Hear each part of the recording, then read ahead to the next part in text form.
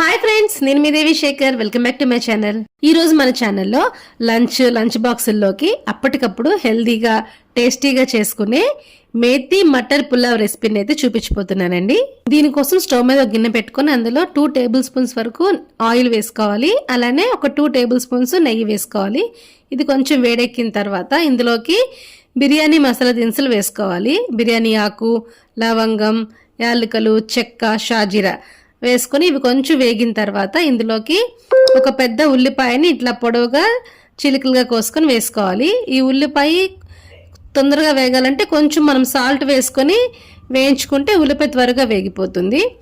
ఉల్లిపాయ కొంచెం మగ్గిపోయిన తర్వాత ఇందులోకి ఒక 2 పచ్చిమిర్చిని సన్నగా చిలుకలుగా వేసుకోవాలి. పచ్చిమిర్చి ఉల్లిపాయ కూడా కొంచెం వేగిపోయిన తర్వాత ఇందులోకి ఒక 1/2 టేబుల్ స్పూన్ వరకు అల్లం వెల్లుల్లి పేస్ట్ వేసుకోవాలి. అల్లం వెల్లుల్లి పేస్ట్ కూడా చక్కగా మగ్గిపోయిన తర్వాత ఒక మీడియం సైజులో ఉన్న టమాటాని ఇట్లా సన్నగా పొడుగ్గా కట్ చేసుకొని వేసుకోవాలి. మూత పెట్టుకొని టమాటాని మెత్తగా మగ్గించుకోవాలండి. టమాటా చక్కగా ఉడికిపోయిన తర్వాత ఇందులోకి ఒక పెద్ద కట్ట మెంతికూరని శుభ్రంగా కడిగి పెట్టుకొని ఆ మెంతికూర ఆకులు మాత్రమే వేసుకోవాలండి. వేసుకొని మూత పెట్టుకొని మెంతికూరని మంచిగా మగ్గించుకోవాలండి. మెంతికూర ఎంత బాగా మగ్గితేనే మనకి ఈ పులావ్ అంత టేస్ట్ వస్తుంది, లేకపోతే చేదు వచ్చేస్తుంది.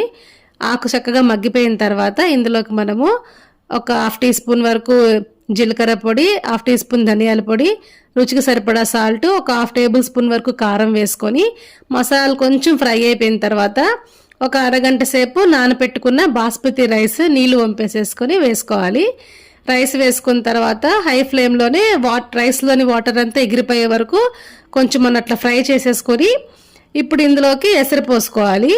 1 గ్లాస్ బాస్మతి రైస్కి 2 గ్లాసుల వేడి నీళ్ళు పోసుకోవాలి.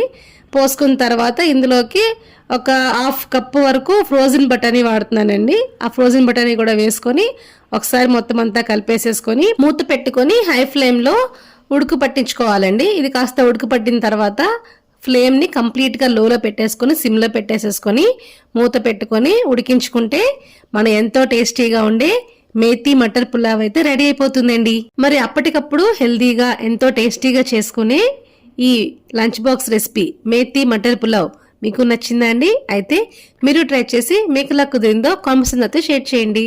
Thank you.